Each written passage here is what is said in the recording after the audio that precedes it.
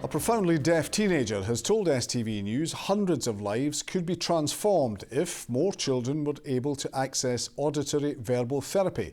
Stirling University student Tom Brookhousing received the special treatment as a child and says it was instrumental in allowing him to lead an ordinary life. He's now backing a campaign by the charity AV UK, which is asking the Scottish Government for extra funding to provide more deaf children with the opportunity he got. Brandon Cook reports. Shortly before his second birthday, Tom contracted meningitis. The disease left him profoundly deaf and his parents concerned for the future. But the now 19-year-old's condition hasn't held him back.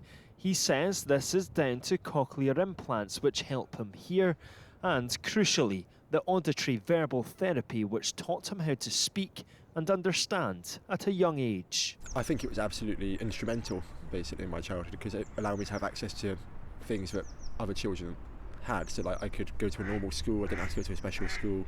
I joined normal clubs, I had conversations, I just hang out with my friends like normal. Recently, I went to Americamp to work in the US, and that wouldn't have been possible without AV UK. But deaf charity Auditory Verbal UK say the AV therapy which Tom benefited from is far too scarce. Tom himself faced a 4-hour round trip for treatment. AV UK say over 90% of deaf children who would benefit from therapy can't currently access it. That's because there's only 3 trained therapists in Scotland.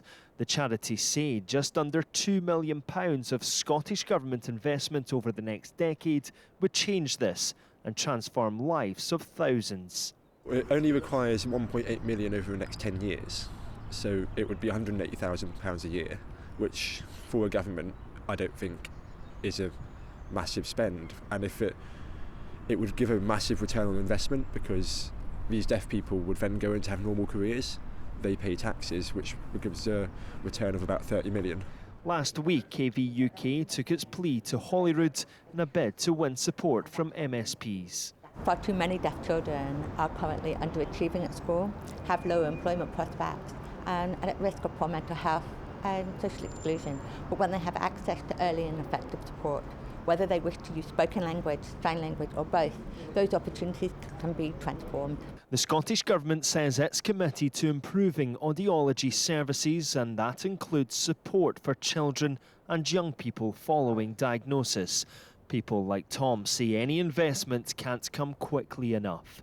Brandon Cook, STV News.